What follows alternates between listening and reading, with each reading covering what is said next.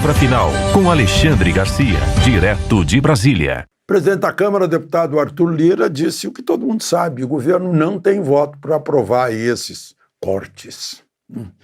São necessários metade mais um dos 513 deputados, ou seja, sejam 257 votos. Não tem isso. Vão dizer assim, não tem tempo para votar? Claro que não. Vocês lembram por quanto tempo o ministro da Fazenda vem falando nisso e não sai nunca, vai apresentar o projeto e tem que conversar com o presidente, isso e aquilo? Desde, sei lá, agosto, setembro, havia tempo para negociar no Congresso, para defender, para explicar, né? Só que meio que não tem explicação, né? Porque a gente diz assim, basta que vocês cortem o de vocês, não precisa cortar os dos outros, né? Não precisa ideias estapafúrdia como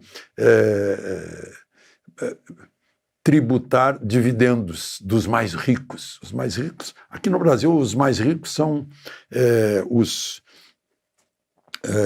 maus exemplos, né? Lá nos Estados Unidos é o contrário. Os mais ricos são o ideal de todo mundo. Eu quero ser como Rockefeller. Não, quero ser como Rockefeller, né? Venceu na vida.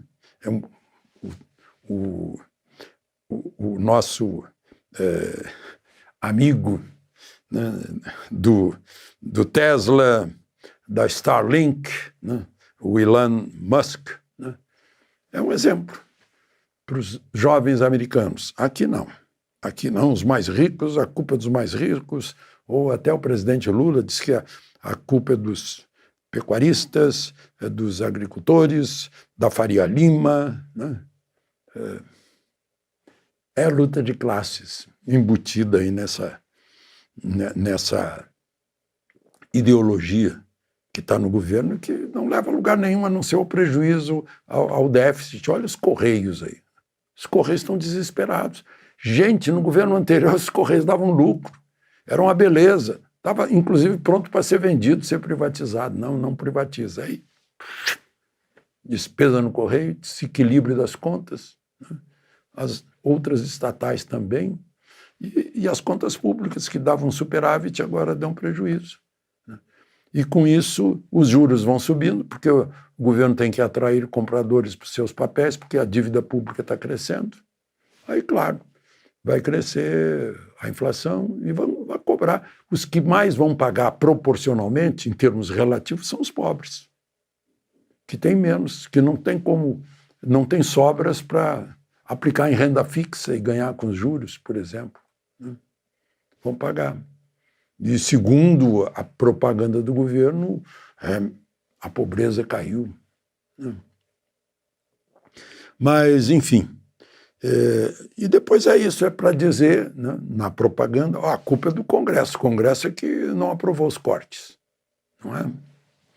Bom, tem uma outra questão que não pode ficar de lado, né? De novo, o Supremo está votando lá, considerando o artigo 19 do Marco Civil da Internet como inconstitucional.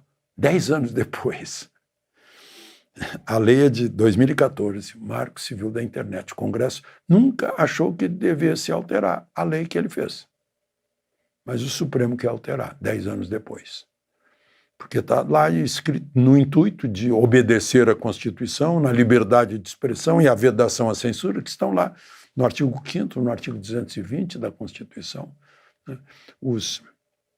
As plataformas só serão responsabilizadas civilmente por danos provocados a alguém ou alguma empresa, se não cumprirem, dentro dos prazos devidos, um pronunciamento da Justiça mandando retirar. Parece que o Supremo quer que as plataformas tenham, eles adoram departamento de censura. Eu não sei por que não adoravam, agora adoram. Porque eu lembro do ministro Moraes dizer que quem não quiser, né, que não se exponha ao público, né, que não quiser ser criticado, satirizado, isso é para político, para autoridade, mas para as pessoas comuns há um processo, tem uma lei, né? Manda retirar, e tem o processo civil. Isso não impede que haja a indenização civil por danos. Está lá na Constituição também. Está na Constituição. Né?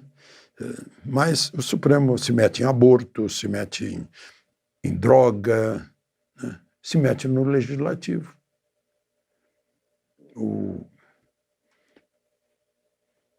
A divisão de poderes, os 3 poderes, prevê pesos e contrapesos.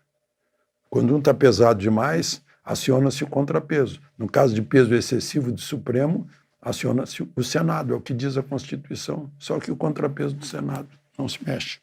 Né? Bom, um outro... Só para a gente pensar, né?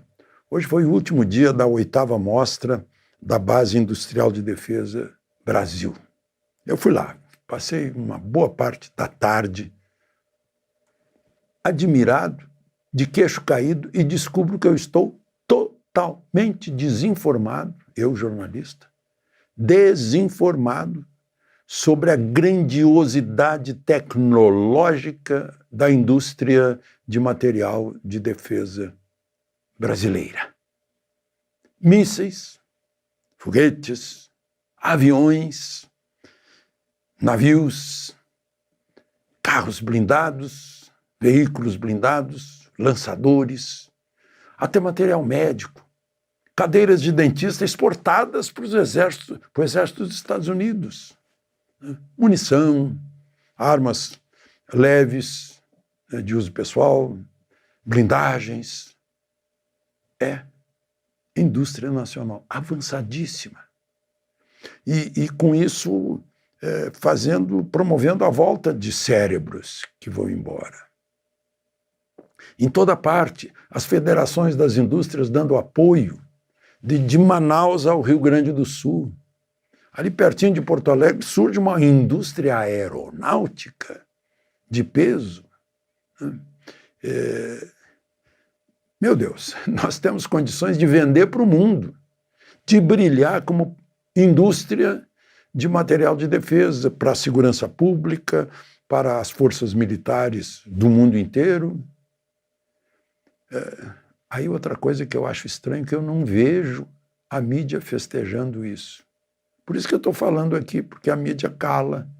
Acho que não gostam. Não entendo. Às vezes a mídia, nem nos Estados Unidos, consegue entender essas coisas, né? Por exemplo, nesse assassinato do CEO em Nova York, na frente do Hilton, lá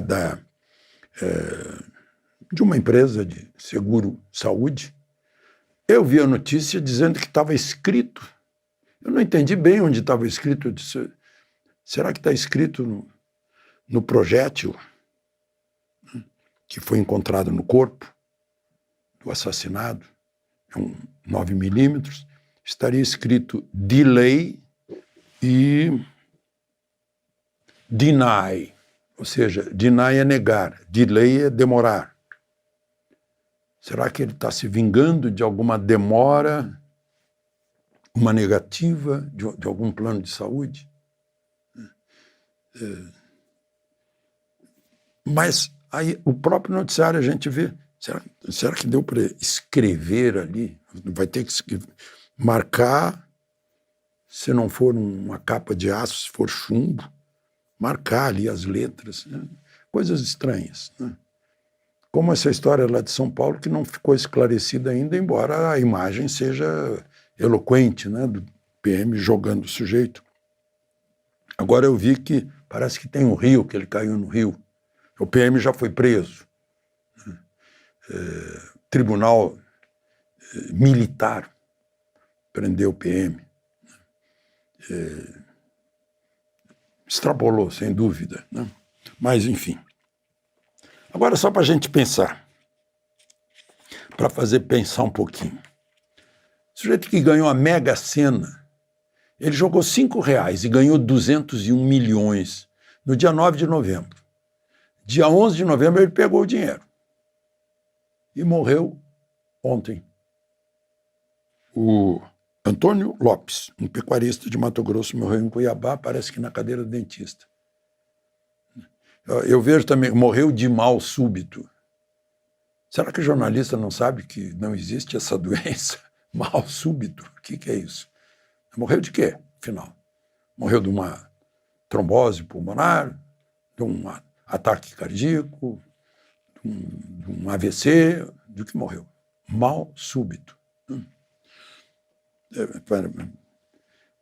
O sujeito escreve a notícia, mas parece que está conversando ali no boteco, né?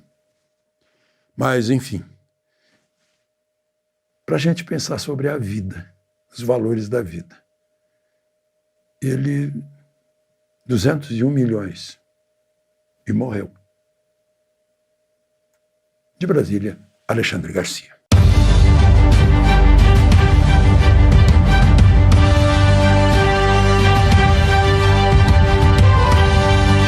A palavra final com Alexandre Garcia, direto de Brasília.